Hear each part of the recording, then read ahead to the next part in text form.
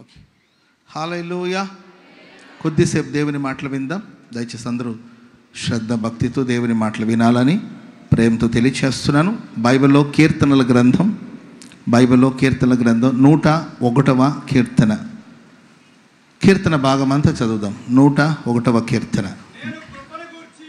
నేను కృపను గూర్చియు న్యాయమును గూర్చియు పాడతాను. యెహోవా నిన్ను కీర్తిస్తాను. నిర్దోష మార్గమున వివేకంగా నేను ప్రవర్తిస్తాను. నీవు ఎప్పుడు నా ఎద్దుకు వచ్చేదవు. క్వశ్చన్ మార్క్ ఉంటుంది అక్కడ. నువ్వు ఎప్పుడు నా ఎద్దుకు వచ్చేదవు. ఇంట యథార్థ హృదయంతో నడుచుకుంటాను. అందరూ చదవండి, కలిపి చదవండి. నా ఇంట యథార్థ హృదయంతో ఉంచుకొనను.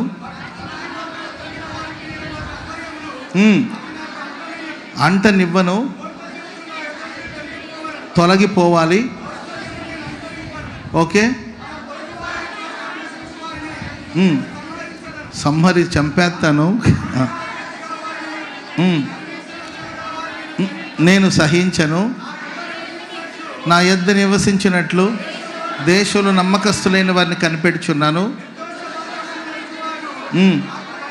నాకు పరిచారకులుగా ఉంటారు. ఇంట ఉండకూడదు. ఓకే,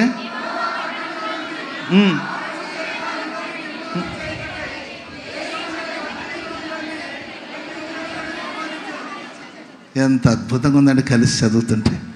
హల్లెలూయా. కలిసి ఉంటే సంతోషం ఉంటుంది అంటారు కదండి. సో ఇదే అనుకుంటాను. Praise the Lord. అట్లా ఇంటింట చదువుతూ ఉంటే ఎంత అద్భుతంగా ఉంటుంది. ఆమె ఇక్కడ ఒక క్వశ్చన్ మార్క్ ఏంటంటే, యెహోవా నీవు ఎప్పుడు నా ఎద్దుకు వచ్చేదవు. స్తోత్రం చెప్పండి అందరూ గట్టిగా. ఇది ఎవరు రచించిన కీర్తన అంటే, కీర్తనకారుడైన దావీదు రచించిన కీర్తన. ఈ కీర్తన ఎప్పుడు రచించాడు అంటే, అప్పటికి అతనికి ఒక 35 నుండి 40 ఇయర్స్ ఉండొచ్చు. 35 నుండి 40 సంవత్సరాల వయసు ఉండొచ్చు దావీదుకి. మంచి వయసే. Praise the Lord. 35 to 40 years ఉంటుంది ఆయనకి వయసు. అప్పుడు రాశాడు ఈ కీర్తన. ఎందుకు రాశాడు ఈ కీర్తన అంటే, జీవితం అంతా ఆయన ఎప్పుడైతే పట్టాభిషేకం చేశారో, ఎప్పుడైతే సమూయేలు వచ్చి ఆయన అభిషేకించి వెళ్ళారో, ఆ నాడు నుండి సౌలు తనను తరుముతూనే ఉన్నాడు. ఎక్కడుంటున్నాడో తెలీదు, ఏం తింటున్నాడో తెలీదు, తన పరిస్థితి ఏంటో తెలీదు. పరుగులు క్షణక్షణం భయాలతో బ్రతకవలసిన పరిస్థితి వచ్చింది. ఇవన్నీ దాటిపోయిన తర్వాత ఓనాడు సౌలు చనిపోయాడండి. ఆ తర్వాత యూదా వారందరూ కూడా దావీదు దగ్గరికి వెళ్ళి, బాబు మేము రాజుగా అభిషేకిస్తామని తీసుకొచ్చి యూదా వారందరి మీద అతని ఒక రాజుగా పట్టాభిషేకం చేసి, యూదా పెద్దలందరూ అతనికి పట్టాభిషేకం చేశారు. ఆ తర్వాత అడవుల మీద తిరగడం మానేసి, దేశదిమ్మరిగా తిరగడం మానేసి, కొంచెం రిలాక్స్ అయ్యి కొంచెం ప్రశాంతమైన తర్వాత ఒక ఇల్లు కట్టుకున్నాడు. స్తోత్రం చెప్పండి అందరూ గట్టిగా. హల్లెలూయా.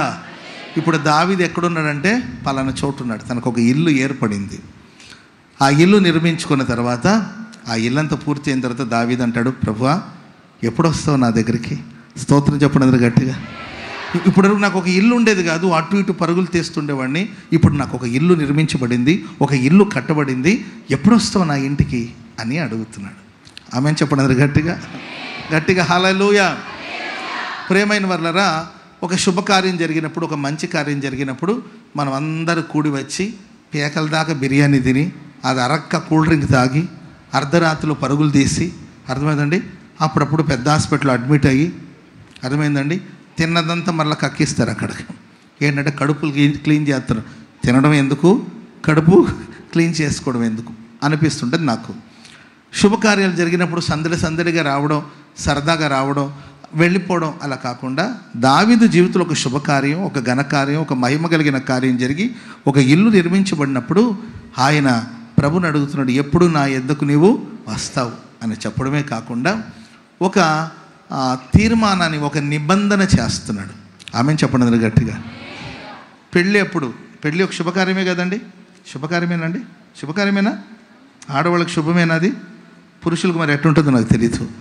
శుభకార్యం. ఆ శుభకార్యం అప్పుడు అమ్మాయి ఎదుట అబ్బాయి, అబ్బాయి ఎదుట అమ్మాయి భార్యాభర్తలు ఒకరు ఎదుట ఒకరు నిలబడి ఒక తీర్మానం చేసుకుని, జీవితకాలం అంతా నేను నీకే భార్యనై ఉంటాను, ప్రైజ్ ది లార్డ్, నీకే లోబడి ఉంటానంటే ఆయన కూడా నేను అంతే కదా, జీవితకాలం అంతా నీకే భర్తనై ఉంటాను, ఇతరుని వల్లక నిన్నే ప్రేమిస్తాను, నీతోనే ఉంటానని ఒక ప్రమాణం చేస్తారు. శుభకార్యం జరిగిన ప్రతిసారి ఒక తీర్మానాలు తీసుకోవాలి, ప్రమాణాలు చేసుకొని ఆ ప్రమాణాన్ని నెరవేర్చడానికి సాగిపోవాలి.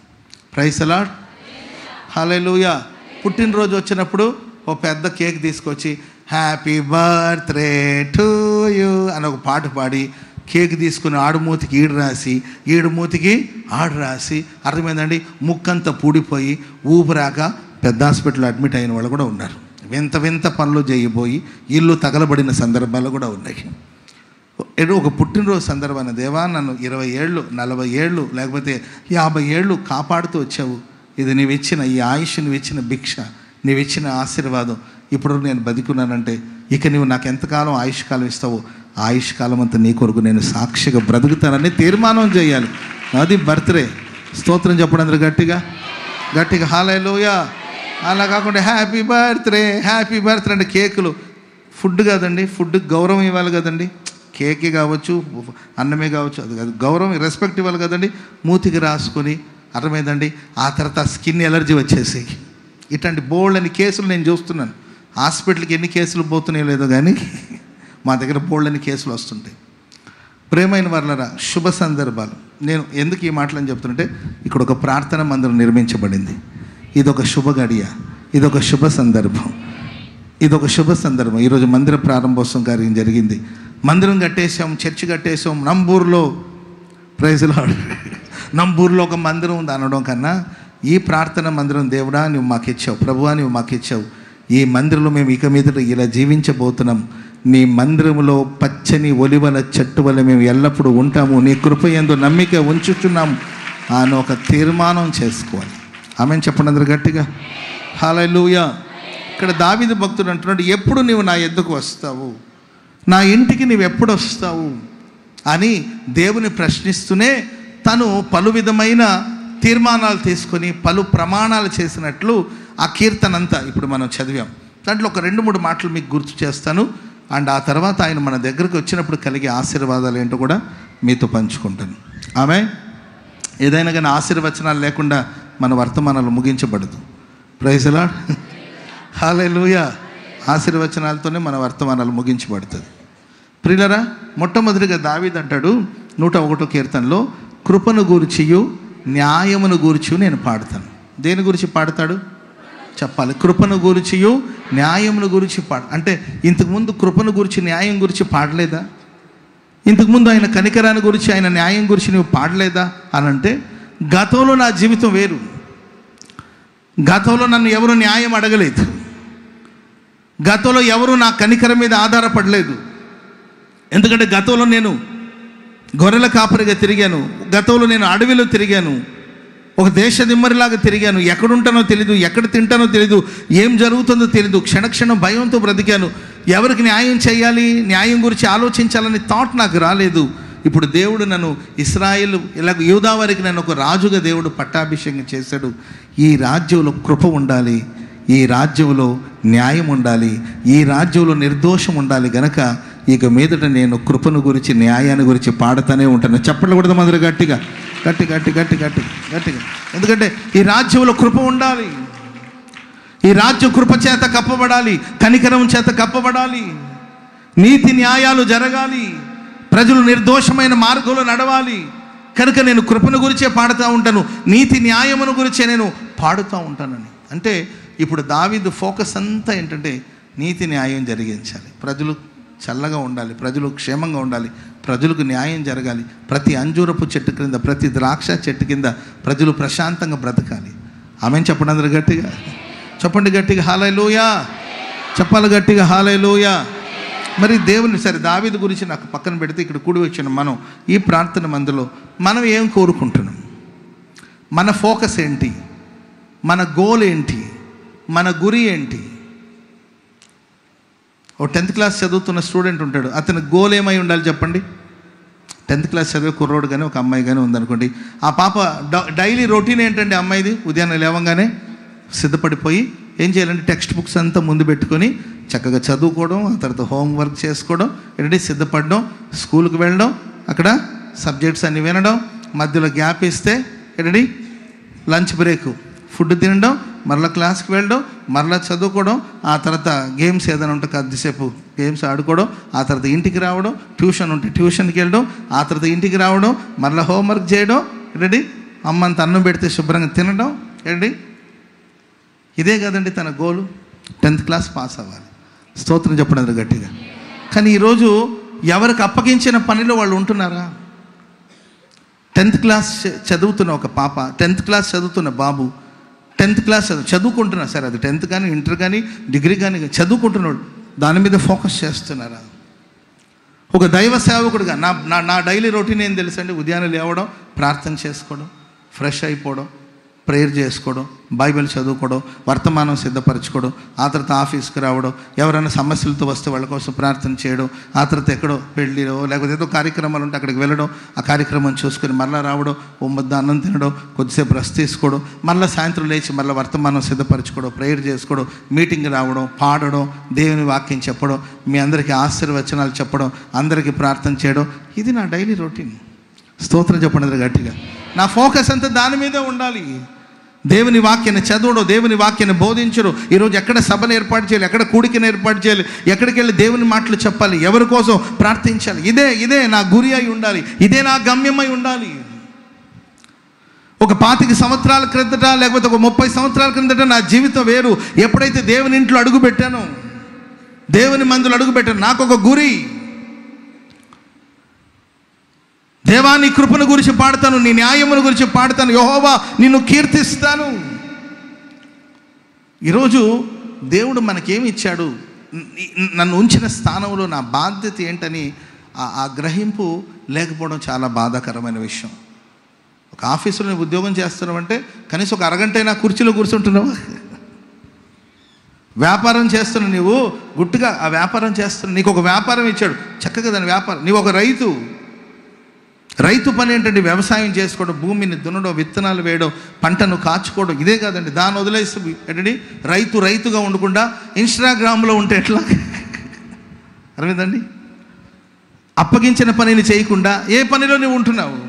వ్యాపారం చేసుకోవాల్సిన నీవు అంటే ఫోన్లు చూడడం తప్పను కాదండి. ఒకవేళ నీ ఫోన్ ఓపెన్ చేసినా దాంట్లో ఏం చూడాలంటే ఎలా వ్యవసాయం చేయాలి, కొత్త పద్ధతులు, వ్యవసాయం ఎలా చేసుకోవాలి, దాని గురించి దృష్టి ఉంచాలి, దాని మీద దృష్టి సారించాలి. కానీ మనుషులు, కుటుంబస్తులు, కుటుంబం మీద వాళ్ళకి శ్రద్ధ లేదు.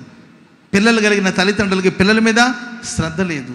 వ్యాపారం చేసుకుంటున్న వాళ్ళకి ఆ వ్యాపారం మీద ఆసక్తి లేదు. సేవ చేస్తున్న వాళ్ళకి సేవ మీద ఆసక్తి లేదు. ఓ దైవ సేవకుడా, నీవు దేని కొరకు పిలువబడ్డావు? ఓ దైవ సేవకుడా, దేవుడు నిన్ను దేని కొరకు ప్రత్యేకించాడు?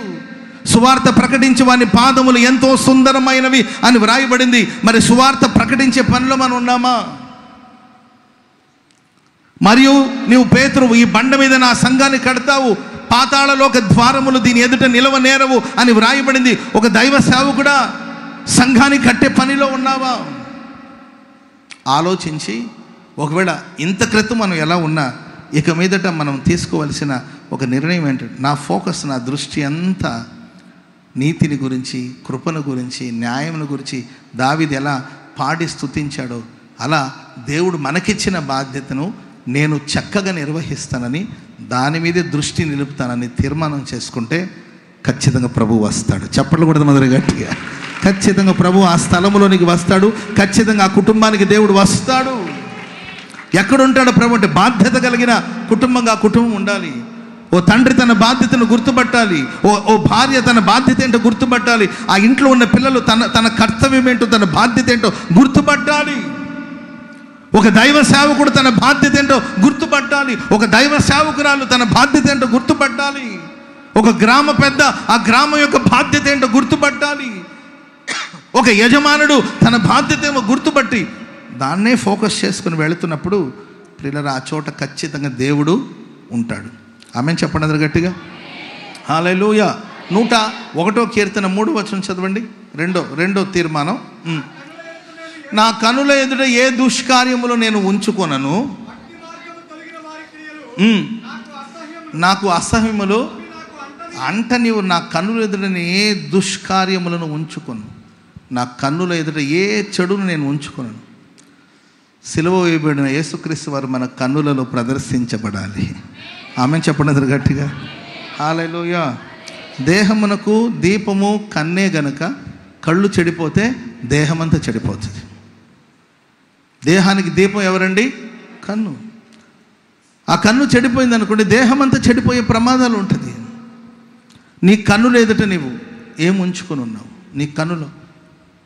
Praise the Lord. హల్లెలూయా. ఏంటది? బైబిల్ యాపా? బైబిల్ యాప్ అన్న, ఈ ఫోన్లో కొంచెం బైబిల్ యాప్ డౌన్లోడ్ చేసేస్తారా అని ఒకడు ఇచ్చాడు. బైబిల్ యాప్ డౌన్లోడ్ చేసేస్తారని ఒకడు ఫోన్ ఇచ్చాడు. నాకేమొచ్చండి, నాకేదో వచ్చినట్టు ఆయన నాకిస్తే నేను పక్కన వాళ్ళకి చేయను, బైబిల్ యాప్ అంటే ఇది కొంచెం ఏదో చూడ డౌన్లోడ్ అని చేసి ఎంట్రా అని చెప్తే ఆ ఫోన్ తీసుకొని అర్థమైందండి, దానిలో గూగుల్లోకి వెళ్ళి లేదో ఓపెన్ చేస్తే ప్రపంచంలో ఉన్న దరిద్రమంతా దాంట్లో అర్థమైందండి. ఆల్రెడీ టైప్ చేస్తున్నాడు ఆ దరిద్రమంతా. వెంటనే అన్న గూగుల్లో ఇవన్నీ కూడా సెర్చ్ చేస్తున్నట్టున్నాడు ఈ బ్రదర్ అంటే, నాన్న నీకు బైబిల్తో పని లేదు, బైబిల్ యాప్తో నీకు పని లేదు. ఎందుకంటే ప్రపంచంలో ఉన్న దరిద్రం అంతా సెర్చ్ చేశాడు ఆయన.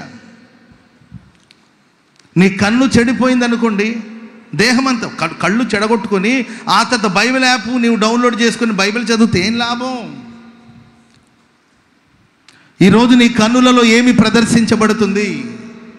నీ కళ్ళు దేని ఫోకస్ చేస్తుంది? దావీదు అంటాడు, నా కన్నుల ఎదుట ఏ దుష్కార్యములు నేను ఉంచుకొనను.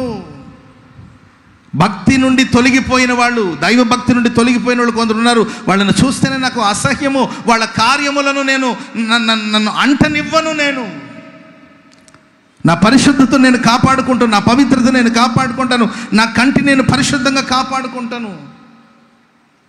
తినొద్దని దేవుడు చెప్పాడు, నేను ఎవడు బొమ్మన్నాడు అక్కడ? ఆడోళ్ళు గట్టోళ్ళ మగాళ్ళు గట్టోళ్ళు అంటే నేను మాత్రం ఆడోళ్ళని గట్టోళ్ళు అంటారు. అర్థమైందండి? ఊరికి ఆడోళ్ళు నాకు ఈక్నెస్ అండి అంటుంటారు. ఈక్నెస్ ఏం కాదమ్మా నీవు, నేను నమ్మను. నాకు ఈక్నెస్ మాస్టర్ గారండి పేదరాలు అంటుంటారు కానండి. దేవుడు తినొద్దన్న పండు దగ్గరికి వెళ్ళింది ఎవరు? మొట్టమొదటిగా ఎవరండి వెళ్ళింది? అవ్వమ్మ వెళ్ళింది. ఆదాము సాహసించలేకపోయాడు, భయస్తుడు పాపం. మనిషి 6 అడుగులు ఆజానుభావుడు కదండి, భయస్తుడే. ఈ మనిషి భూమికి 3 అడుగులు ఉందో 2 అడుగులు ఉందో నాకు తెలియదు. అయితే మొత్తం మీద సాహసించి వెళ్ళి చూసింది. అది కన్నులకు రమ్యముగా అనిపించింది. సాతాను ప్రేరణకు లోనయింది,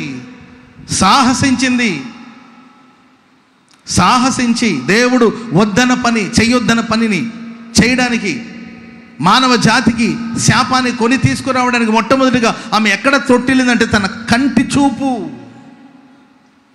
కనులకు ఆ ఫలము రమ్యముగా ఆమె కనిపించిందండి. ఆ తర్వాత తిన్నది తన భర్తకు తెచ్చిచ్చింది, పెద్ద శాపమే కొని తెచ్చింది.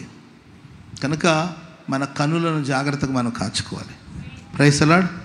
ఏమి చూడాలో ఏమి చూడకూడదో అది నీకే అప్పగించింది. ఏమి చూడాలో ఏమి చూడకూడదో అది నీ చేతికి. మంచి కార్యాలు నీ కనుల ఎదుట ఉంచుకుంటే నీ జీవితం మహిమగా మారుతుంది. Praise the lord. శాంసన్ ఉన్నాడు ఎరడి తిమ్నాత, ఏమనమా తిమ్నాతేనది, తిమ్నాతులో వెళ్ళి ఒక ఆమెను చూశాడంట. సరే, ఒక ఆమెను చూసి పెళ్లి చేసుకుంటే సరిపోయింది. ఒక ఆమెను చూశాడు, ఆ తర్వాత 2 ఆమెను చూశాడు, ఆ తర్వాత 3 ఆమెను చూశాడు, 4 ఆమెను చూశాడు. ఇక కంటికి తృప్తి లేదు కదండి, చూసే పనిలోనే ఉంటున్నాడు. చూసి చివరికి కళ్ళు ఊడబెరికేదాకా చూస్తూనే ఉన్నాడు. ఆమెను చూశాను, ఈమెను చూశాను, ఆమెను చూసి నీవెవరివి, నీ ఏర్పాటు ఏంటి, నీ ప్రతిష్ఠ ఏంటి, నీవే వ్రతంలో ఉన్నావు, నీ పట్ల దేవుని ప్రణాళిక ఏంటి తెలీదా? నీ తల్లిదండ్రులు నీకు బోధించలేదా? నీ దేవుడు నిన్ను నడిపించలేదా? నీ చేతుల మీద దేవుడు సాహసమైన కార్యాలు జరిగించట్లేదా? దేవుని ఆత్మను నువ్వు పొందినవాడు కావా?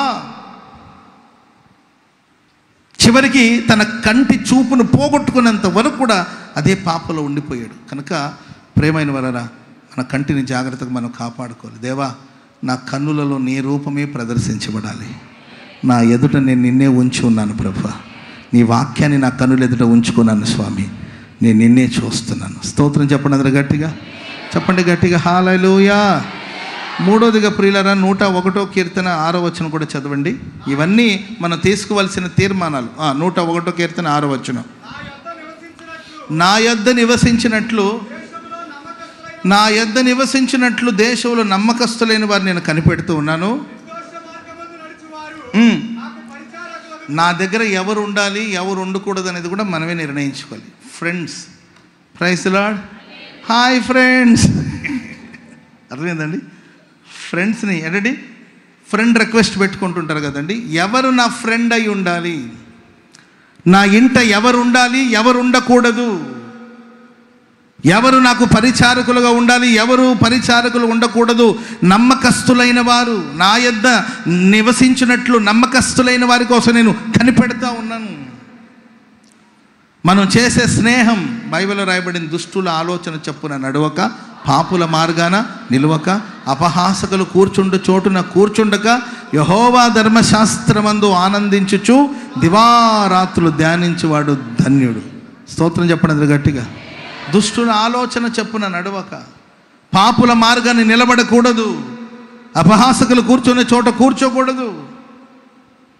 అలాంటి వాడు చేయునదంతే సఫలమవుతుంది. అతడు నీటి యోరాన నాటబడినదై తన కాలమందు ఫలమిచ్చు చెట్టు వల్ల ఉంటాడు. ఫ్రెండ్షిప్, స్నేహం. ఎవరితో మనం స్నేహం చేయాలి, ఎవరితో స్నేహం చేయకూడదో మనం జాగ్రత్తగా ఉండాలండి. చూడండి అక్కడ 5వ వచనం కూడా చదువు. 101:5. తమ పొరుగు వాడిని చాటున దూషించి వాడిని పెద్ద పెద్ద మాటలండి ఇవి.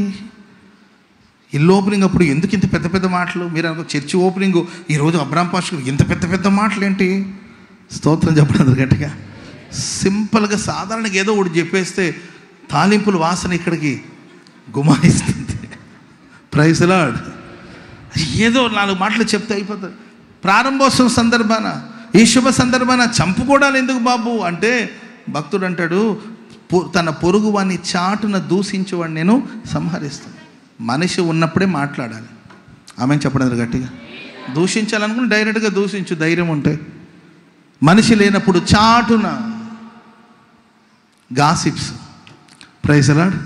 మనకేంటంటే ఎంతసేపటికి, ఇప్పుడు నేను ఏదైనా ఒక స్టోరీ మీకు చెప్పాను అనుకోండి, అంటే ఎవరో ఒక ఆమె భర్తను చంపేసి, అర్థమైందండి, ముక్కలుగా నరికేసి డ్రమ్ములు వేసేస్తే అంటుంటుంది. అర్థమైందండి? ఆమెను ఒకేసారి చంపి డ్రమ్ములు పోసి పాపం సిమెంట్ పోసిద్ది.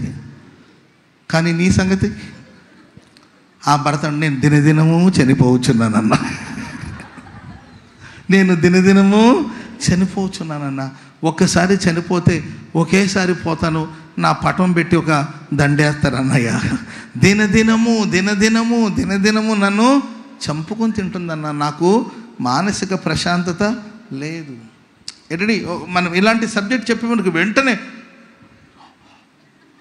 అంటే అసలు ఎవరిని ఇబ్బంది పెట్టనట్టు, ఎవరినే కష్టపెట్టినట్లు కొంతమంది ఆశ్చర్యంగా చూస్తూ ఉంటారు. అంటే మనకేంటంటే ఇతరుల సబ్జెక్ట్ కావాలి, ఏదో ఒక కొంప సంగతి మనకు కావాలి, ఏదో కొంపలో జరిగిన సబ్జెక్ట్ మనకు కావాలి, ఎవరో నాశనమైన సంగతి మనకు కావాలి. అర్థమైందండి? ఏదో క్రైమ్ స్టోరీ మనకు కావాలి. ఆ పొరుగు వాళ్ళు ఏం చేస్తారు, ఇరుగు పొరుగు వాళ్ళు ఏం చేస్తారు, వాళ్ళ కుటుంబ సంగతి ఏంటి, వీళ్ళ కుటుంబ సంగతి ఏంటంటే చెవంత వేలాడి తీసుకొని వింటారు. చాటున పొరుగు వాడిని దూషించి వాడిని చంపేస్తానంటే ఎవరినో పోయి చంపమని కాదు, మన గుండెలోనే ఉంటుంది. ఎంతసేపటికి ఏంటండి, మనల్ని మనమే పరీక్షించుకోవాలి, మనల్ని మనమే విమర్శించుకోవాలి, మనల్ని మనమే సరి చేసుకోవాలి. ఆమె చెప్పండి గట్టిగా.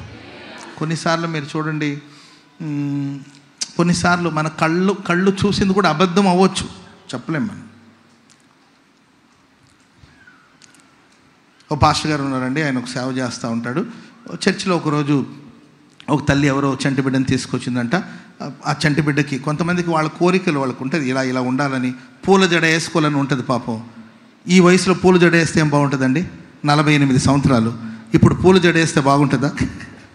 బాగోదు కదండి. అందుకే కూతురుకో మనవరాలకో పూల జడ వేస్తారు. అంటే అట్లయినా సాటిస్ఫై అవుదామని, అట్లయినా తృప్తి చెందుతారు కొంతమంది. Praise the Lord. మంచం మీద పూలు జల్లుకొని పడుకోవాలని కొంతమందికి ఉంటుంది, వేరుగా కాదండి, పూలు జల్లేసి పడుకోవాలని ఉంటుంది.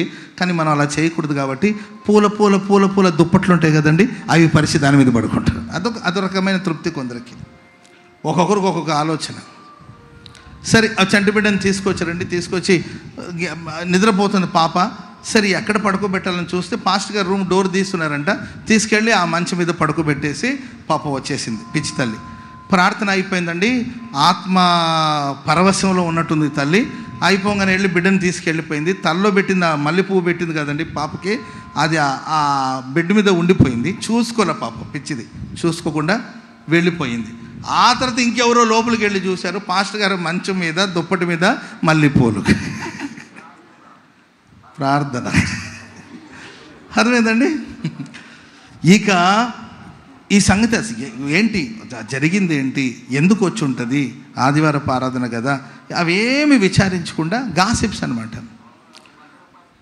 ఓ దైవ సేవకుని పొరుగున చాటున ఆయన గురించి చెడ్డ మాటలంతా సంఘమంతా స్ప్రెడ్ చేసేసారండి. స్ప్రెడ్ చేస్తే ఎవరు అసలు ఏం జరిగింది ఏంటో విచారించి తెలుసుకునేంత టైం ఎవరికి లేదండి. మనుషులు ఎవరో ఒకరు గురించి ఏదో నెగిటివ్ కామెంటు, నెగిటివ్ చెడు వార్త కావాలి కాబట్టి సంఘమంతా చెప్పుకొని చివరికి ఒకానొక సమయంలో ఆ సంఘం మూతబడే సమయం వచ్చిందంటండి. అంటే ప్రజలందరూ ఆ దైవ సేవకుడి మీద నమ్మకాన్ని కోల్పోయారు. ఆ దైవ సేవకుడు దాన్ని మనసులో పెట్టుకుని దిగులు పడిపోయాడండి. దిగులు పడిపోయాడు. ఇక దిగులు అనేది చాలా బాధాకరమైన విషయం కదండి. అందరూ ఒకలాగా ఆలోచించరు కదండి. కొంతమంది సర్లే ఒక నింద ఒక 100 అంటారు. ఆమెను చెప్పడం గట్టిగా హల్లెలూయా. ఫలించే చెట్లకి రాళ్ళు కానీ పిచ్చి చెట్లకి తుమ్మ చెట్లకి ఎవరు రాళ్ళు విసురుతారు అనుకుని కొంతమంది వెళ్ళిపోతారు ధైర్యంగా, అది వేరే విషయం. కొంతమంది అనవసరమైన నిందలు, అనవసరం ఎక్కడి నుండి వచ్చింది, ఎట్లా ఈ గాసిప్స్ ఎట్లా అని ఆలోచన పడిపోయి మంచాన పడిపోయాడండి. ఆ తర్వాత పాపం ఈ తల్లికి ఇట్లాంటివన్నీ కూడా నిదానంగా తెలుసుకుంటారు కొంతమంది. వామ్మో, ఏ రోజు 17వ తారీఖు, అయ్యో ఆ రోజు నేనే మా పాపని చిన్న బిడ్డని మంచం మీద పాస్టర్ గారు మంచం మీద పడుకోబెట్టాను, అయ్యో మాదేనండి పొరపాటు అని ఆ తర్వాత తెలుసుకుంటే మరలా అందరూ అవునా సారీ పాస్టర్ గారు. కానీ స్ప్రెడ్ అయిపోయిన చెడు వార్త ఉంటుంది కదండి, దాన్ని మళ్ళీ వెనక్కి తీసుకురాలేము కదా. ఆ తర్వాత ఏ పర్సన్ అయితే ఆ గాసిప్ని లేకపోతే ఆ చెడు వార్తని ఎవరైతే స్ప్రెడ్ చేశారో ఆయన వచ్చేసి పాస్టర్ గారండి క్షమించండి, నేను అపార్థం చేసుకుని మీ గురించి చెడ్డగా మాట్లాడేశాను, దయచేసి నన్ను మన్నించండి అంటే అప్పుడు ఆ పాస్టర్ గారు పడుకుని ఉన్నారంటండి. అంటే హెల్త్ బాగా డ్యామేజ్ అయిపోయింది. తల కింద ఒక దిండు ఉంటే ఆ దిండు తీసి నాకు ఒక చిన్న హెల్ప్ చేస్తారన్నాడు. ఏంటంటే ఈ దిండు తీసుకెళ్ళి ఆ దిండుని చింపి దాంట్లో ఉన్న దూది ఉంది కదా దాన్ని గాలికి వదిలేసి రమ్మన్నాడంట. ఏం పాస్టర్ గారు ఎందుకన్నాడు, లేదు చేసి రమ్మన్నాడు. సరే వెళ్ళి దిండుని చింపేసి ఆ దూదినంతా గాలికి వదిలేశాడండి. గాలి కొంత వెళ్ళిపోయింది, చెట్టు మీద కొంచెం వాలింది, అంటే నీళ్లలో కొంచెం తడిచింది, మొత్తం గాలికి వదిలేసి వచ్చేసాడు. పాస్టర్ గారు అండి చెప్పండి, వదిలేసి వచ్చేసానంటే ఇప్పుడు ఎప్పుడైతే గాలికి వదిలేవు కదా అవన్నీ పోగు చేసి ఇదే దిండులో పెట్టి దిండు కుట్టి నాకు తెచ్చిస్తావా అని అడిగాడంట. అప్పుడు ఆయన నోట అదేంటండి పాస్టర్ గారండి, గాల్లోకి వెళ్ళిపోయిందని మరలా నేను ఎలా పట్టుకురాగలుగుతాను, కొత్త దిండు అయితే తెచ్చేస్తానని అన్నాడు. లేదు నా దిండే నాకు కావాలి, ఆ దూదిని మరలా పోగు చేసుకోరమ్మంటే ఎలా సాధ్యమండి, అసంభవం కాదంటే అప్పుడు దైవజన్ అన్నాడు, ఒక వార్తను ప్రచారం చేసే ముందు కూడా నువ్వు ఇలాగే ఆలోచించాలి కదా, నా గురించి జనాలందరికీ చెడ్డగా నువ్వు స్ప్రెడ్ చేసి ఇప్పుడు వచ్చేసి సారీ పాస్టర్ గారండి అని ఒక మాట అన్నంత మాత్రానికి నన్ను గురించి ప్రజల మనసులో ఉన్న ఆ చెడు ఆ అభిప్రాయం అనేది తొలగిపోతుందా అని చెప్తూ కళ్ళలో నీళ్ళు వస్తూ ఉందండి. ఈయన కూడా పాస్టర్ గారండి సారీ అండి అంటానే ఉన్నాడండి. ఆయన కళ్ళలో నీళ్ళు వస్తుంది, అలాగే కళ్ళు మూసాడండి, ప్రాణం వదిలేశాడు. కాబట్టి పొరుగువాన్ని చాటున దూషించే ఈ తత్వం ఏదో ఉంది కదండి, దీన్ని ఎవరిలో ఉండేది కాదండి, నాలో ఆ స్వభావం ఉంటే దాన్ని మనం నిర్మూలన చేయాలి. ఇది ఈ ప్రార్థన మందిరంలో మనం తీసుకోవాల్సిన తీర్మానం. Praise the Lord. నా పని మీద నేను ఫోకస్ చేస్తాను. చెప్పండి మీరు, నా పని మీద నేను ఫోకస్ చేస్తాను. చదువు అయితే చదువు, జాబ్ అయితే జాబు, బిజినెస్ అయితే బిజినెస్, సేవ అయితే సేవ, ఫ్యామిలీ అయితే ఫ్యామిలీ, దాన్ని నేను ఫోకస్ చేస్తాను. Praise the Lord. రెండోదిగా నా కన్నులు ఎదుట నేను ఏ దుష్కార్యాన్ని ఉంచుకోను. మూడోదిగా నమ్మకస్తులతో నేను సహవాసం చేస్తాను. ఆమె చెప్పండి అందరు గట్టిగా. కొంతమంది ఉంటారండి పొరుగు వాడిని దూషించే వాళ్ళకి దూరంగా ఉండండి.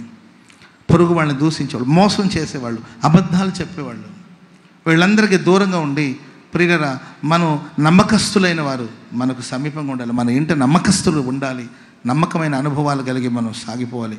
ఇలాంటి ఒక తీర్మానాలు తీసుకున్నప్పుడు అప్పుడు మన అడగొచ్చు ధైర్యంగా, దేవా నీవు ఎప్పుడు నా ఎద్దుకు వచ్చేదావు.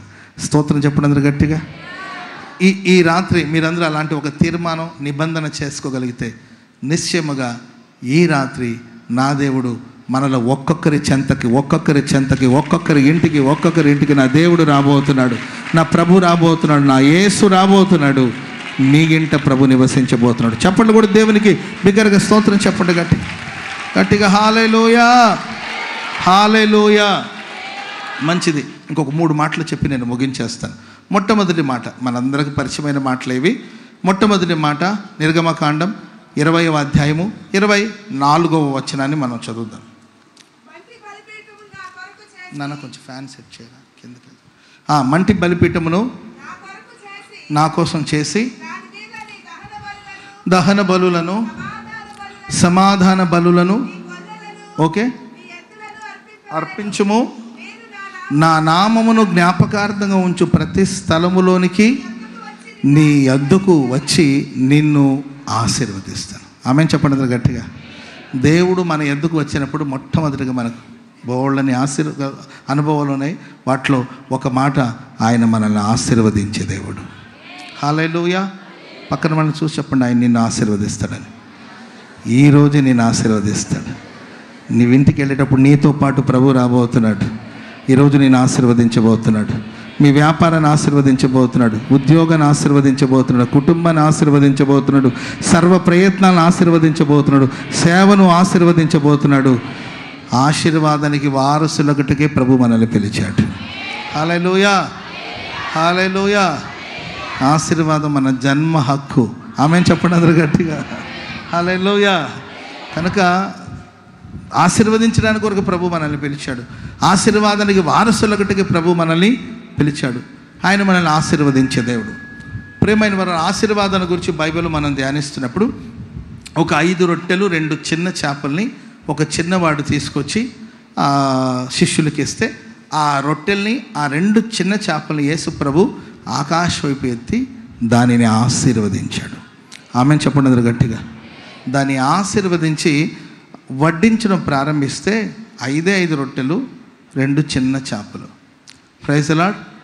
రొట్టెలో జీవం ఉంటుందా చెప్పండి? రొట్టెలో జీవం ఉంటుందా? ఆ చేపల్లో తెచ్చిచ్చిన 2 చేపలు ఎప్పుడో చచ్చి ఉంటుంది. అది ఎప్పుడో చచ్చి ఉంటుంది. శుభ్రం చేసి దాన్ని కొంచెం మసాలా పూసి మరో కాల్చారో లేకపోతే పులుసు పెట్టారో మరి ఫ్రై చేసి మళ్ళీ కూరలో వేసారో ఏదో మొత్తం మీద 2 చిన్న చేపలు అండ్ 5 రొట్టెలు. గోధుమలో జీవం ఉంటుంది. స్తోత్రం చెప్పండి గట్టిగా. ఆ గోధుమలు దంచి దాన్ని పిండిగా చేసి దాన్ని రొట్టెగా చేసిన తర్వాత దాంట్లో జీవం ఉంటుందా? జీవం ఉంటుంది. Praise the Lord. ఇప్పుడు ఒక మొక్క ఎదుగుతుందంటే దానికి కారణం దాంట్లో జీవం ఉంటుంది. గోధుమల్ని మన పిడికిరి విత్తనాలు విత్తితే బస్తాలు పంటలు కూర్చుకుంటుందంటే ఆ విత్తనాల్లో జీవం ఉంటుంది. రొట్టెలో జీవం లేదు. ఏంటండి? చేపలో ఎందుకు చనిపోయింది అది, దాంట్లో కూడా జీవం లేదు. జీవం కలిగిందే విస్తరిస్తుంది, జీవం కలిగిందే ఎదుగుతుంది, జీవం కలిగిందే పెరుగుతుంది. మరి జీవం లేని ఈ ఆహారము, జీవం లేని ఈ చేప, జీవం లేని ఈ రొట్టె పెరగడానికి, విస్తరించడానికి, గంపలతో నింపబడ్డానికి, విస్తారమైన ప్రజల ఆకలి తీర్చడానికి గల కారణాలు ఏంటంటే, దేవుని ఆశీర్వాదం ఎక్కడైతే ఉంటుందో అక్కడ నిర్జీవం ఉన్న చోట కూడా దేవుడు జీవాన్ని కలిగించబోతున్నాడు. చెప్పండి కూడా మందరు గట్టిగా హల్లెలూయా చెప్పండి. గట్టిగా హల్లెలూయా. దేవుడు విస్తరింప చేశాడు, అభివృద్ధి పరిచాడండి. విస్తారమైన ప్రజలు తృప్తిగా తినేటట్లుగా ప్రభు చేశాడు. మన దేవుడు మనల్ని ఆశీర్వదిస్తే ప్రియులరా, మన పాకెట్లో నుండి ఇవ్వడండి, పరలోకం నుండి ఇస్తాడు. ఆమెను చెప్పండి అందరూ గట్టిగా. ఎంతమంది తృప్తిగా తినడానికి ఎక్కడి నుండి వచ్చింది? పురుషులు ఉన్నారు, స్త్రీలు ఉన్నారు. పురుషులు 5,000 మంది అంట. మరి ఆడవాళ్ళ కౌంటింగ్ ఎందుకు తెలియదు. ఈరోజు ఫోకస్ అంతా నేను లేడీస్ మీద మాట్లాడుతున్నట్టు. హల్లెలూయా. వింత మనుషులు ఉంటారు. పురుషులైతే కూర్చొని ఏదో ఒక ముద్ద, మీరు ఏదైతే ఆహారాన్ని వడ్డిస్తారో అదే తినేసి వాళ్ళు వెళ్ళిపోవాలి అంతే. ఆడవాళ్ళు అట్ట కాదండి, వండుతున్నప్పుడు తింటుంటారు, రుచి చూసేటప్పుడు తింటుంటారు. అర్థండి, రుచి చూసిన ప్రతిసారి ఒక ముక్క తింటూ ఉంటారు. ఇంకా కొంతమంది ఉంటారు, అర్థమైందండి, తాలింపులు వేసి ఆ గిన్నెలో వేసి తింటూ ఉంటారు. మళ్ళీ ఎందుకు ఆ తాలింపు వేసి దాంట్లో అన్నం కలుపుకొని ఒక ముద్ద తింటారు. ఆ తర్వాత రోట్లో పచ్చడి నూరుతారు కదండి, ఆ పచ్చడి అంతా తీసిన తర్వాత ఆ రోట్లో అన్నం వేసుకొని మళ్ళీ అక్కడ తింటూ ఉంటుంది. Praise the Lord. ఆ తర్వాత భర్త వచ్చిన తర్వాత అన్నం తిన్నావా అంటే, నీవు లేకుండా నేను అడిగి తింటానండి అని దిగులుగా మొహం పెడితే పాపం ఆయన సగమే తిని ఆ పళ్ళె వదిలేసేస్తే మళ్ళీ దాన్ని కూడా తింటుంది. ఇక పిల్లలు అంటారండి, ప్రైజ్ ది లార్డ్. పిల్లల గురించి కూడా ఎందుకు రాయలేదంటే, పిల్లలు తింటూనే ఉంటారు, అటు ఇళ్ళు వస్తూనే ఉంటారు, తింటూనే ఉంటారు, ఇటు వస్తూనే ఉంటారండి. అనొచ్చు అనకూడదు, ఈ చెయ్యి ఆరదు ఈ చెయ్యి ఆరదు. Praise the Lord. మేబీ అందుకోసం వాళ్ళు తింటూనే ఉన్నారు కాబట్టి వాళ్ళ కౌంట్ రాయలేదేమో. పురుషుల సంఖ్య మాత్రమే రాశారు. పురుషులు 5,000 మంది తృప్తిగా తిన్నారు. దేవుని యొక్క ఆశీర్వాదం నీకు తృప్తిని కలిగించబోతుంది. దేవుని ఆశీర్వాదం నీకు సంతృప్తిని కలిగించబోతుంది. హల్లెలూయా. నీ కలిగింది కొంచెమైన వాటిని దేవుడు గొప్పగా విస్తరింప చేయబోతున్నాడు. గొప్పగా ప్రభు ఆశీర్వదించబోతున్నాడు. హల్లెలూయా, హల్లెలూయా. ప్రేమైన వాళ్ళరా, మనం ఆరాధించే దేవుడు మన దగ్గరకు వచ్చినప్పుడు ఆయన మనల్ని ఆశీర్వదిస్తాడు. మనం ఆశీర్వాదాన్ని వెతకకపోయినా ఆశీర్వాదమే మనల్ని వెతుక్కుంటూ వస్తుంది. ప్రభు మనతో ఉంటే నువ్వు దేవా నన్ను దీవించు, నన్ను ఆశీర్వదించు అని అడగాల్సిన అవసరం లేదు.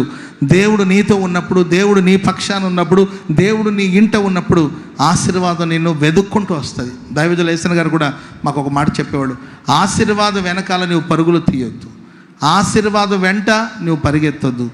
నీవు దేవుని వెంట వెళుతుంటే ఆశీర్వాదం నీ వెంట పరిగెత్తుతుంది. చెప్పండి కూడా దేవునికి స్తోత్రం చెప్పండి గట్టి. అండ్ ఇంకా అన్న చెప్పేవాళ్ళు మాకు, డబ్బు వెంట మీరు పరిగెత్తొద్దు, మీరు దేవుని వెంబడించండి, దేవునితో ఉండండి, డబ్బు మీ వెనక్కి వస్తుందని. ఎట్టొస్తుందండి డబ్బు? పరిశుద్ధులు ఏదో చెప్పారు కానండి దైవ సేవకులు, డబ్బు మన వెంట ఎట్టొస్తుందని నేను అనుకునేవాడిని. Praise the Lord. హల్లెలూయా. కానీ మాకు ఇప్పుడు అర్థమవుతుంది. కొన్నిసార్లు మేము కారులో వెళుతూ ఉంటామా, వెంటబడుతూ ఉంటారు. ఏంటమ్మా ప్రార్థన అంటే, ప్రార్థన గదులు కానీ చిల్లర మార్చి మీకు చందాలు వేయాలని రండి, డబ్బు వెనక పరిగెత్తుతూ ఉంటుంది. ప్రేమైన వాళ్ళారా, ప్రభు మన ఎద్దుకు వచ్చినప్పుడు మనం ఒక ప్రమాణం చేసుకొని, ఒక తీర్మానం తీసుకొని నిర్దోషమైన మార్గాలు నడుస్తూ, దేవుడు మనకిచ్చిన పనిని ఫోకస్ చేస్తూ, మన కనులు ఎదుట ఏ దుష్కార్యాన్ని ఉంచుకోకుండా ప్రియులారా నమ్మకస్తులైన మనుషులతో మనం సహవాసం చేస్తూ ముందుకు సాగగలిగితే ప్రతి స్థలములోనికి ప్రభు వచ్చి సాక్షాత్ దేవుడు మనల్ని ఆశీర్వదిస్తాడు. ఆమెను చెప్పినందుకు గట్టిగా. పరలోకం నుండి దేవుడు 5 రొట్టెలు, అక్కడ 2 చిన్న చేపలు. ఎక్కడి నుండి వచ్చింది మరి అన్ని రొట్టెలు? ఎక్కడి నుండి వచ్చిన అన్ని చేపలు ఎక్కడి నుండి వచ్చిందంటే మన పాకెట్ల నుండి కాదండి, పరలోకపు వాకిళ్ళు అక్కడ తెరవబడింది. ఆమేన్. కొంచెమే నూనె, ఆ ఇంట్లో ఊరంతా అప్పు, ఇల్లంతా అప్పు, ఒక చిన్న పాత్ర, ఆ పాత్రలో అడుగంటిపోయింది కొంచెమే నూనె.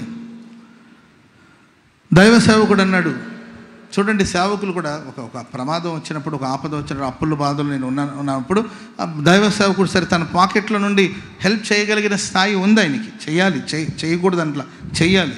కానీ ఆ దైవ సేవకుడు అనుకున్నది ఏంటంటే, నేను ఇస్తే ఎంత ఇస్తాను. మనిషి మనకు సహాయం చేసి తమ గుప్పిళ్ళు విప్పుతారు, అంతే కదండి, గుప్పిళ్ళు విప్పి మనకు సహాయం చేస్తారు. దేవుడు మనకు సహాయం చేస్తే ఆకాశపు వాకిట్లను తెరచి పట్టజాలనంత దీవెనైన దేవుడు మనకు దయచేస్తాడు. దైవ సేవకుడు అన్నాడు, సరేమ్మా నేను ఎక్కడైనా అప్పు తీసిస్తాను, వడ్డీ లేకుండా నీకు ఇప్పిస్తాను. ఇట్లాంటివన్నీ చేస్తుంటారు కొంతమంది.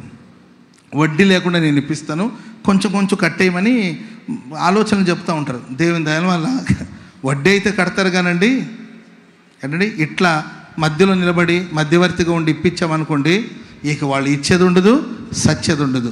మధ్యలో నిలబడిన మనం ఇబ్బంది పడాల్సిన పరిస్థితి వస్తుంది. కనుక దైవ సేవకుడు ఎక్కడో డబ్బులు ఇస్తానో, ఎక్కడో లోన్ ఇప్పిస్తానో, లేకపోతే ఎవరికో చెప్పి ఏదో సహాయం చేస్తానో లేదు. నీ ఇంటికి వెళ్ళి నీ కలిగింది ఏమై ఉందో దాని ఇంట ఉంచి ప్రార్థన చేసుకోమని దైవజనుడు ఆలోచన చెప్తే, ఆమె ఇంటికి వెళ్ళి తలుపును మూసివేసి ఇరుగు పొరుగు వాళ్ళ దగ్గర పాత్రలు తెచ్చి ఇంట ఉంచి ఆ కుండలో లేకపోతే ఆ పాత్రలో ఉన్న నూనెను మిగతా పాత్రల్లో కుమ్మరించడం ప్రారంభిస్తే ఆ నూనె కుండ అక్షయ పాత్రగా మార్చబడింది. చెప్పండి కూడా అందరూ గట్టి.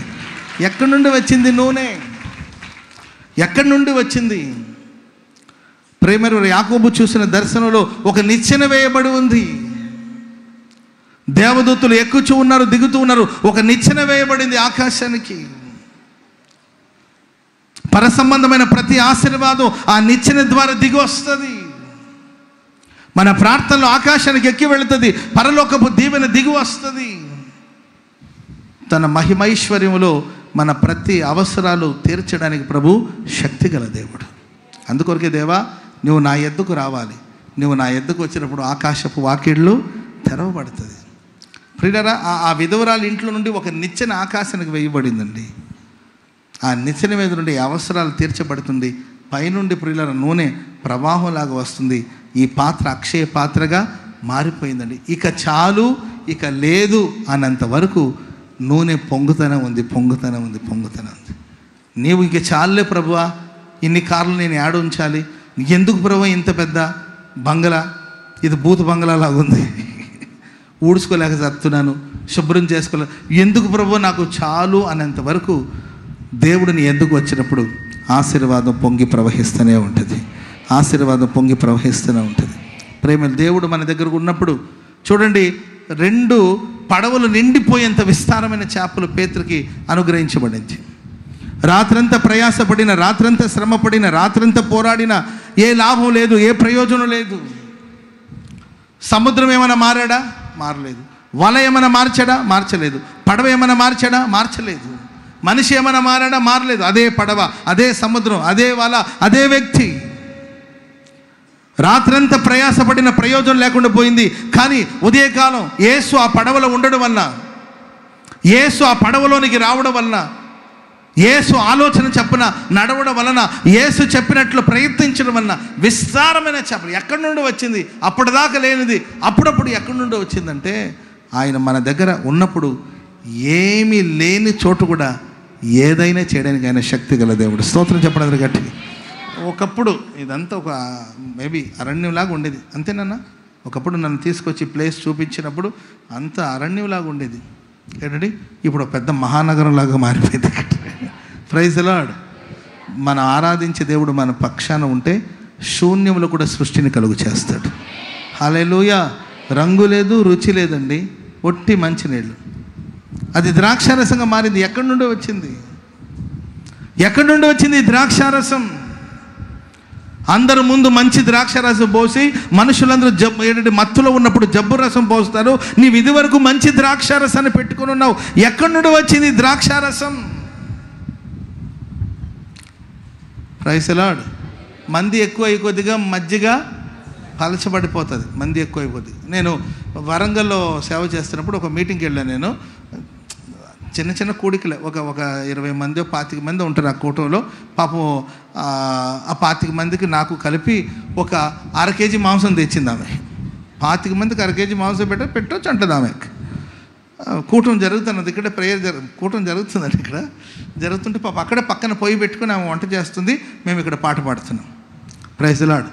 ఆమె అక్కడ తాలింపులు వేస్తుంది, ఇక్కడ నేనేమో తాలింపంత నీవే యేసయ్యా అని ఇక్కడ పాడుతున్నాము, అక్కడ ఆమె తాలింపులు వేస్తుంది. సరే, మొత్తం మీద పాటలు ఏదో విని ఆ 25 మంది ఉన్నారు కదండి, ఇంకొక 20 మంది వచ్చేసారు కూటానికి. తెచ్చింది ఎంత మాంసం? 1/2 కేజీ కోడి మాంసం. ఇక చూసింది, మరి వాళ్ళందరికీ భోజనాలు పెట్టాలి కదండి. వెంటనే ఏం చేసింది తెలుసండి, పక్కన ఒక పాత్రలో నీళ్లు ఉంది, కూర ఉడుకుతుంది, వాసన ఏంటంటే వాసన కాదు, సువాసన వస్తుంది. వెంటనే ఏం చేసింది తెలుసండి, నీళ్లు తీసి దాంట్లో పోసేసింది. మొత్తం మీద 50 మందికి భోజనాలు పెట్టిందండి. నేను 1/2 గంట సేపు వెతికాను కోడి మాంసం ఎక్కడైనా దొరుకుతుందని, అసలు దొరకల. అంటే అంత నీళ్ళలో ఆ కోడి మాంసం ఎటుపోయిందో కూడా తెలియదు. అంటే మంది ఎక్కువ అయ్యేసరికి ఏదో ఒకటి చేస్తారు. Praise the Lord. ముందు గట్టిపప్పు, ఆ తర్వాత సాంబారు, ఆ తర్వాత రసం మారిపోతూ ఉంటుంది.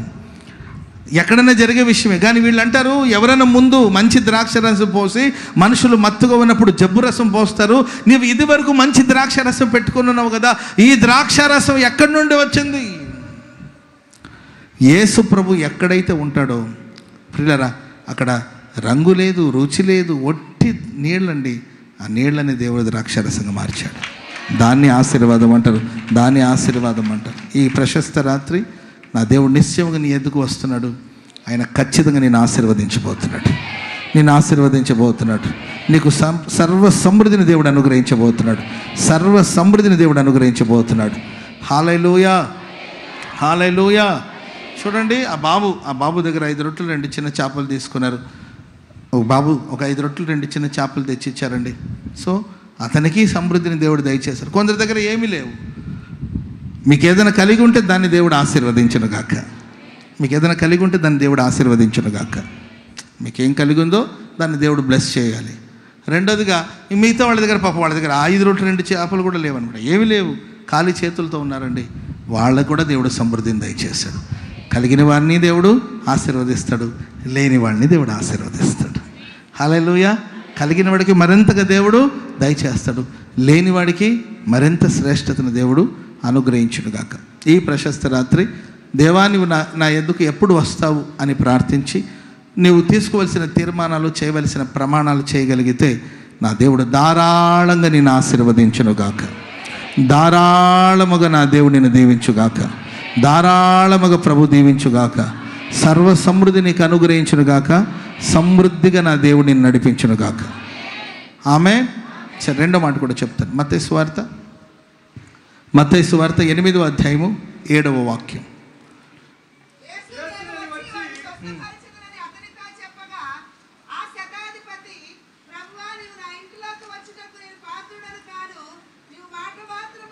యేసు ప్రభు అంటారు, నేను వచ్చి అతన్ని స్వస్థపరుస్తాను.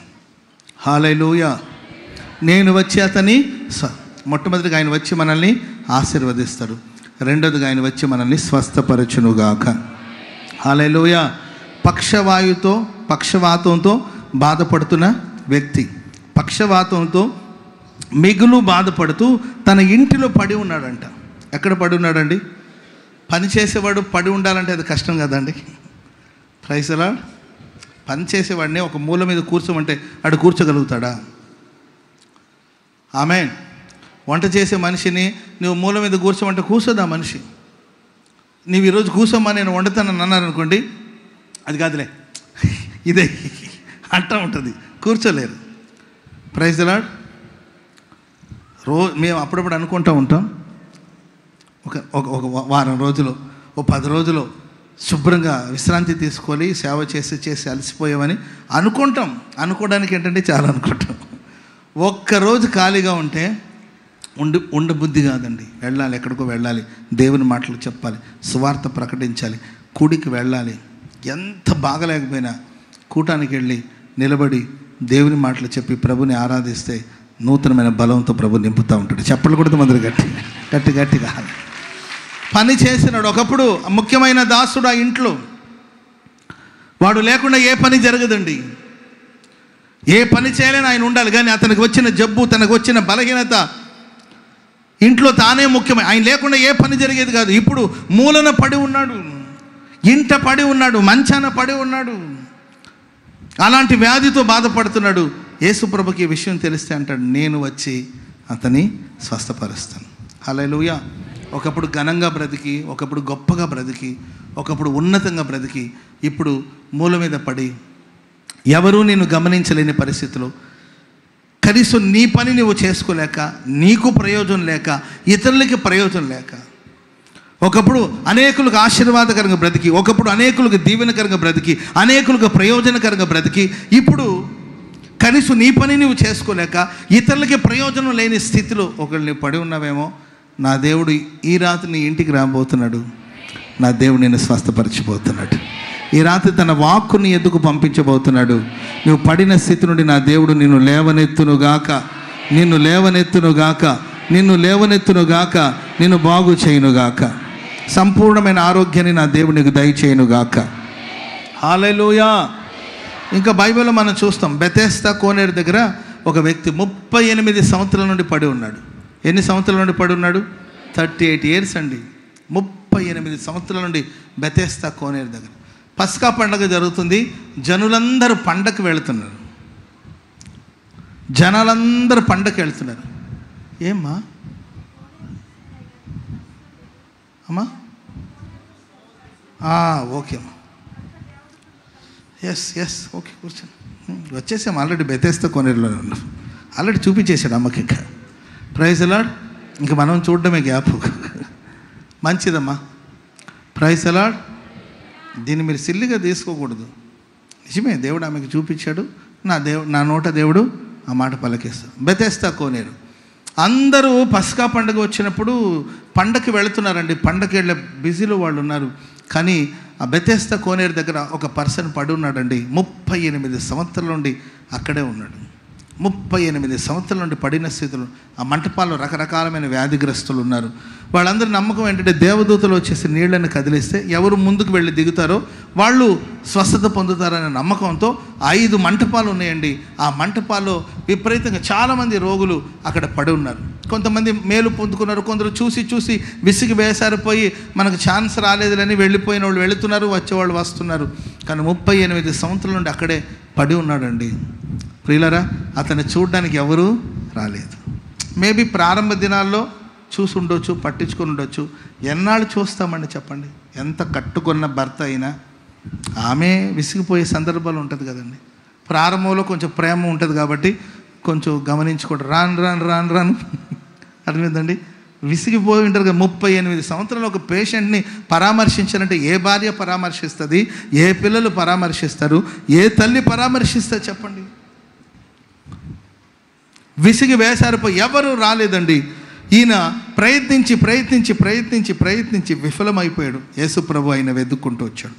ఈ రాత్రి నా దేవుడు నిన్ను వెతుక్కొని వచ్చాడు. హల్లెలూయా.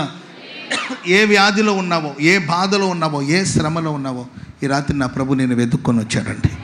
నీ కోసం ఎవరు రాకపోవచ్చు, నా దేవుడు నిన్ను వెతుక్కుంటూ వచ్చాడు. అండ్ ప్రియుల ఒంటరితనం. అతనుకున్న 2 ముఖ్యమైన సమస్య ఏంటంటే తనకి ఎవరు హెల్ప్ చేయలేదండి.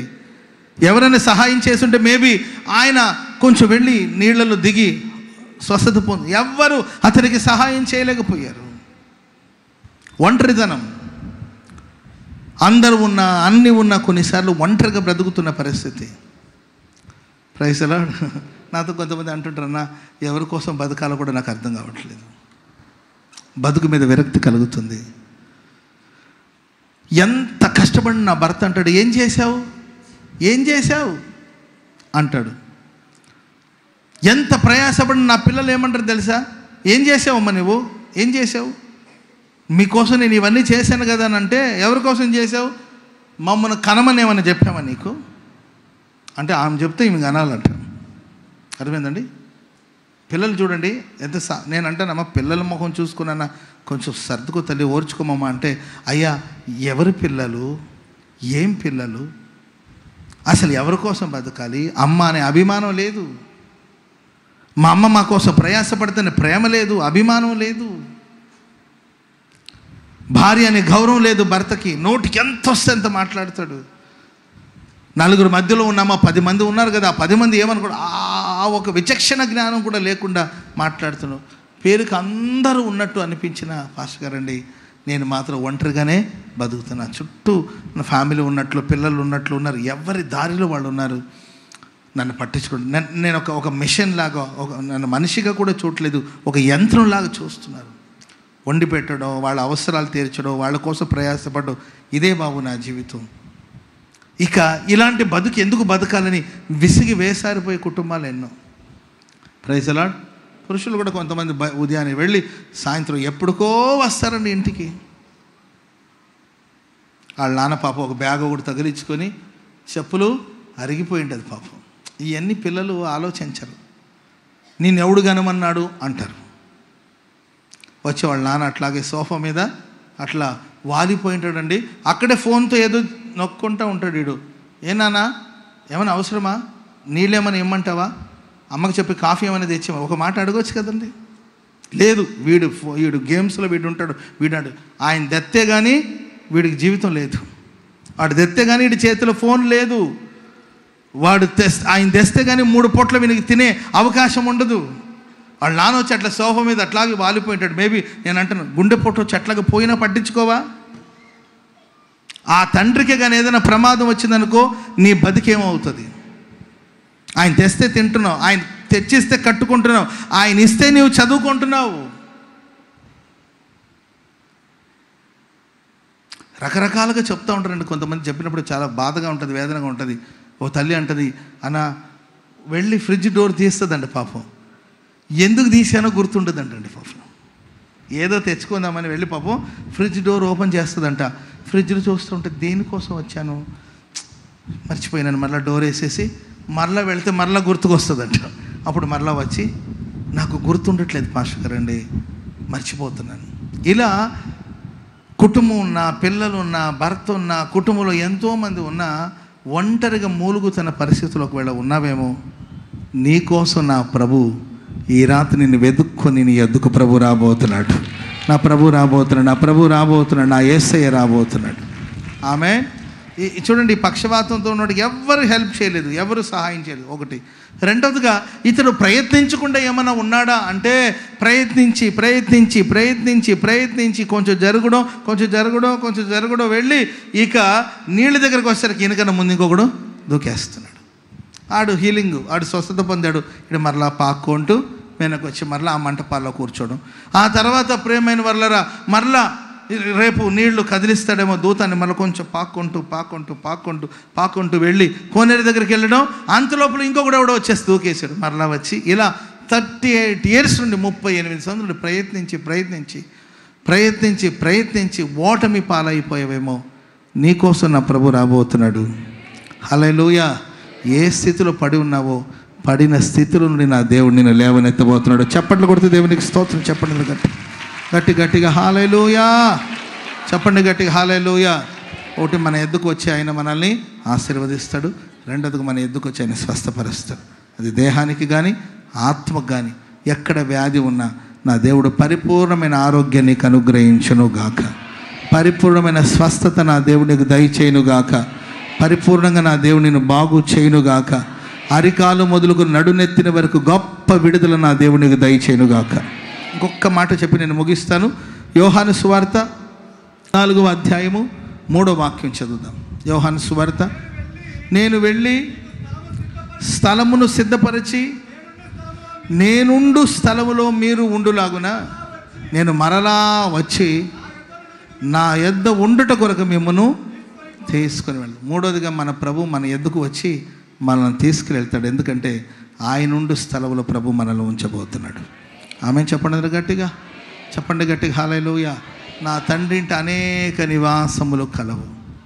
తలలు పైకెత్తి వినండి శ్రద్ధగా, ముగిస్తున్నా నేను. నా తండ్రి ఇంట అనేక నివాసములు కలవు, లేని ఎడల మీతో నేను చెప్పుదు. స్థలమును సిద్ధపరచడానికి కొరకు వెళుతున్నాను. Praise the Lord. హల్లెలూయా. స్థలమును సిద్ధపరచడానికి కొరకు నేను వెళుతున్నాను. 2000 సంవత్సరాల నుండి కడుతున్నాడు. ఆమేన్. ఎన్నాళ్ళైంది, ఎంతకాలం పట్టింది ఈ చర్చ్ కట్టడానికి brother? 2 years. Praise the Lord. 2 ఏళ్ళు. ఆమేన్. ఈ చిన్న చర్చ్ కట్టడానికి 2 ఏళ్ళు అంటారే మరి. రూపాయి పోగు చేసుకుంటే ఇంత మందిరం. హల్లెలూయా. సొలొమోను ఆలయాన్ని ఎంతకాలం కట్టాడండి? 7 సంవత్సరాలు పట్టింది మందిరం కట్టడానికి. ప్రియులరా, 7 ఏళ్లలో అద్భుతమైన మందిరాన్ని తీర్చిదిద్దాడు. 7 ఏళ్ళకి అంత అద్భుతమైన చర్చి కడితే, 7 ఏళ్ళకి అద్భుతమైన మందిరాన్ని, ఆలయాన్ని ఆయన నిర్మిస్తే 2000 సంవత్సరాల నుండి దేవుడు నిర్మిస్తున్నాడు ఒక నగరాన్ని, ఒక పట్టణాన్ని, ఒక నివాస స్థలాన్ని. అదే నూతన యెరూషలేము అనే పట్టణం. చప్పట్లు కొడదాం అందరూ గట్టిగా. హల్లెలూయా. యూదులకు ఒక అలవాటు ఉంది. ఏంటి అలవాటు అంటే, ఒక అమ్మాయికి ఒక అబ్బాయికి పెళ్లి చేయాలంటే ముందు పెళ్లి చూపుల కోసం పెళ్లి కొడుకు వెళ్తాడు. వెళ్ళిన తర్వాత అమ్మాయి నచ్చితే ఏంటంటే ప్రదానం చేయబడుతుంది. అమ్మాయి ప్రదానం చేయబడిన తర్వాత ఆ కుర్రోడు లేకపోతే ఆ పెళ్లి కొడుకు వెళ్ళిపోయి వాళ్ళ నాన్న తనకు ఒక స్థలం ఇస్తాడు. ఆ ఇంటి బ్యాక్ సైడ్ కానీ ఒక స్థలం ఉంటుంది. ఆ స్థలానికి అప్పచెప్తే ఆయన అక్కడ ఒక ఇల్లు కట్టాలి. ఆమెను చెప్పడం గట్టిగా. అందుకే ఇల్లు కట్టి చూడు, పెళ్ళి చేసి చూడమంటే దాని అర్థం ఏంటంటే ఇల్లు కట్టడం పెళ్ళి అని కాదండి. ఆ పెళ్లి కొడుకు వెళ్ళి ఒక ఇల్లు కట్టుకొని ఆ పెళ్లి కుమార్తెకి ఏమేం కావాలో అన్ని వస్తువుని సమకూర్చాలంట.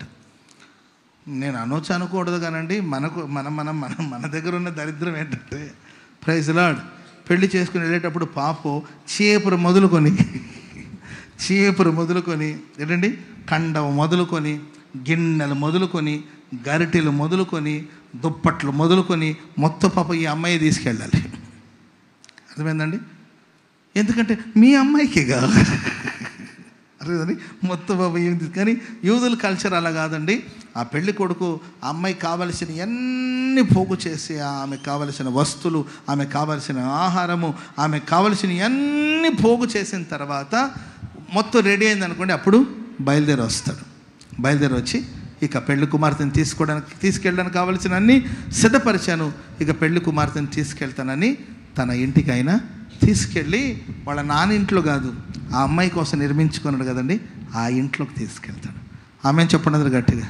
మనం ఆరాధిస్తున్న యేసుక్రీస్తు ప్రభులు వారు పరలోకంలో తండ్రి ఇంటికి వెళ్ళాడండి. నా తండ్రి ఇంటి అనేక నివాసములు కలవు, లేని ఎడల మీతో చెప్పుదును. స్థలమును సిద్ధపరచడానికి కొరకు నేను వెళుతున్నాను. అక్కడ దేవుడు 2000 సంవత్సరాల నుండి మనకు కావలసిన అన్ని సిద్ధపరిచి ఉంచాడు. త్వరగా ప్రభు రాబోతున్నాడు. ఆయన ఉండు స్థలంలో మనం ఉండబోతున్నాం అండి. దాని కొరకు ప్రభు రాబోతున్నాడు. అందుకే మనం అడగాల, ప్రభు నీవు ఎప్పుడు నా ఎదుకు వస్తావు? వచ్చినప్పుడు ఒకటి ఆశీర్వదిస్తాడు, రెండవదిగా స్వస్థపరచాడు, మూడవదిగా ఆయన ఉండు స్థలములో మనం ఉండబోతున్నాం. ఆమేన్. ఇప్పటికే ప్రపంచవ్యాప్తంగా మనం చూస్తే రాకడను గురించిన సూచనలు మనం ఎన్నో చూస్తున్నాం. గతంలో ఎప్పుడు చూడనన్ని కార్యాలు చూస్తున్నాం. భూకంపాలు, అగ్ని పర్వతాలు పేలుతున్నాయి, జనముల మీదకి జనాలు లేస్తున్నారు, రాజ్యాల మీదకి రాజ్యాలు లేస్తున్నారు, ఉగ్రవాదం పెరిగిపోతుంది, ఒక దేశం మీదకి మరొక దేశం విరుచుకుపడుతుంది, దేశాలు ప్రియులారా యుద్ధాలకి సిద్ధపడుతున్నాయి, ఆయుధాలను సిద్ధపరచుకుంటున్నారు. ఎవరు తగ్గాలని అనుకోవట్లేదండి. ఎవరి స్తోమతను బట్టి, ఎవరి శక్తిని బట్టి ఆయుధాలన్నీ కూడా సమకూర్చుకొని కయ్యానికి కాళ్ళు దువ్వుతున్నారండి, యుద్ధానికి సిద్ధపడుతున్నారు. ఇవన్నీ కూడా రాకడను గురించిన సూచన. ఇవన్నీ సంభవిస్తున్నప్పుడు మీరు గుర్తుపట్టండి, నా రాకడ సమీపమై ఉన్నదని. హల్లెలూయా.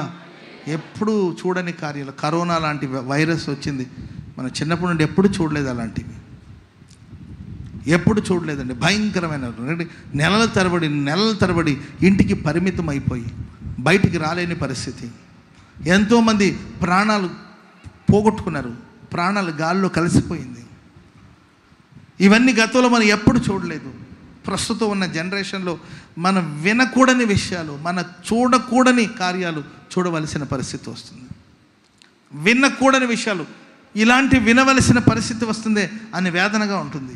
ఇలాంటివి చూడవలసిన స్థితికి వచ్చామే అని వేదనగా ఉంటుంది. అలాంటి పరిస్థితుల్లో మనం ఉన్నాం. ప్రియులరా, ఆశ్చర్యపోవలసిన అవసరం లేదు. ఈ అంత్య దినాలు రకరకాలమైన వదంతులు పుట్టిస్తున్నారు. క్రైస్తవ సమాజానికి వ్యతిరేకంగా మనుషులు లేస్తున్నారు. ఒక ఇంట్లో ఒకరికి వ్యతిరేకంగా ఎదురు లేస్తున్నారు. అక్రమం విస్తరించకోలేదుగా అనేకుల ప్రేమ ప్రేమ అభిమానం అనేది పూర్తిగా లోపిస్తుంది. ప్రేమ లేదు, దోమ లేదండి. అసలు ప్రేమ అనే ప్రస్తావనే ఉండలేదు. నా భార్యే అనే ప్రేమ లేదు, నా భర్తే అనే ప్రేమ లేదు, నా పిల్లలే అనే ప్రేమ లేదు, నా తల్లిదండ్రులే అనే ప్రేమ అభిమానం అనేది లేదండి. ప్రేమానురాగం అనేది పూర్తిగా లోపిస్తున్న పరిస్థితులు. ప్రేమ కరువైపోతుంది. ఇవన్నీ రాకడకు సూచన. Praise the Lord. ఒక అమ్మాయి నాతో అంటుందన్న, పెళ్ళికి ముందు ఒకటే కవితలు రాసేవాడండి. పెళ్ళికి ముందు కవితలు రాసి కాగితాలు ఇచ్చేవాడు అంటండి. విసిగిపోయిందంట. ఆమె పేరు కవిత. మీరు ఎవరైనా ఉంటే అనుకోద్దు, ఆమె పేరు కవిత.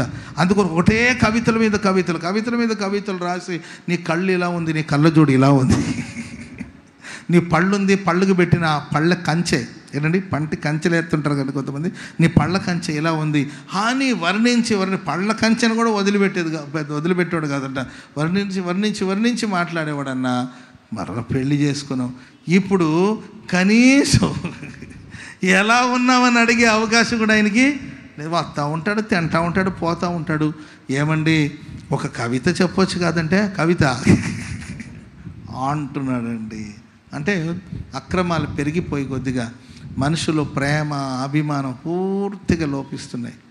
ప్రేమైన వారరా, ఇవన్నీ సంభవిస్తున్నప్పుడు మనం గుర్తుపట్టాలి, ప్రభు రాకడ సమీపమై ఉంది. ఇక ప్రభు త్వరగా రాబోతున్నాడు. హల్లెలూయా. ప్రపంచంలో జరుగుతున్న విషయాలు చూసి నీ విభ్రాంతి చెందాల్సిన అవసరం లేదు, సిద్ధపడవలసిన అవసరం ఎంతైనా ఉందండి. ప్రభు త్వరగా రాబోతున్నాడు. పక్కన మనం చూసి చెప్పండి, యేసయ్య త్వరగా రాబోతున్నాడు అని చెప్పండి. యేసయ్య త్వరగా రాబోతున్నాడు. సిద్ధపడదాం, మనం సిద్ధపడదాం. ఆయన వస్తాడు. ఆయన ఉండు స్థలంలో మనం ఉండబోతున్నాం. ఆమె ఓ చిన్న సందర్భం చెప్పి నేను ముగించేస్తాను. పరలోకలో అండ్ మధ్యాకాశంలో పెద్ద విందంట. అన్ని పెద్ద పెద్ద టెంట్లు, అంటే చెప్తున్నాను, ఇలా పెద్ద పెద్ద టెంట్లు వేసి ఆకాశం అంతా పందిరేసి, ప్రైజ్ ది లార్డ్ అంటుంటారు. ఆకాశం అంతా పందిరేసి పెళ్లి చేయాలి. ఎవడు ఎత్తాడండి ఆకాశం అంతా పందిరి? ఊరికి అనుకోవడం కానండి. ఆకాశంలో పందిరేయబడిందంట. విందంతా సిద్ధపరి, రకరకాలమైన ఆహారాలను సిద్ధపరి అందరూ వెయిటింగ్లో ఉన్నారంట. ఎవరో కోసం వెయిట్ చేస్తున్నట్టు. అప్పుడు అబ్రహాము, ఇస్సాకు, యాకోబులందరూ ఉన్నారంట. అప్పుడు యాకోబు వాళ్ళ తాతయ్య అయిన అబ్రహాముని అడుగుతారంట, తాతయ్య ఏంటి సందడి ఎంత, ఏంటి ఈ అడవుడి ఏంటంటే, గొర్రెపిల్ల వివాహ మహోత్సవం వచ్చి ఉన్నది. స్తోత్రం చెప్పండి గట్టిగా. గొర్రెపిల్ల యొక్క వివాహ మహోత్సవం వచ్చి ఉన్నది అని అంటే, అవునా ప్రభు, అవునా తాతయ్య, మరి ఈ విందంతా ఎవరి కోసం అంటే, ఆ వివాహం కోసం ఆహారాన్ని అంతా సిద్ధపరిచారు అని అంటే, మరి భోజనాలు ఎప్పుడంటే విఐపీలు రావాలి. ఎవరు రావాలంట? ఎవరు రావాలండి? విఐపీలు రావాలి. ఇంపార్టెంట్ ముఖ్యమైన మనుషులు రావాలంటే అప్పుడు యాకోబు అంటాడు, తాతయ్య అసలు బైబిల్లో మనకన్నా ముఖ్యమైన వాళ్ళు ఎవరైనా ఉన్నారా? నీవు అబ్రహాము, మా నాన్న ఇస్సాకు, నేను యాకోబుని, నా పిల్లలు ఇస్రాయేల్లే కదా గొప్పవాళ్ళు. మరి మాకన్నా విఐపీలు ఎవరైనా ఉన్నారంటే ఉన్నారయ్యా.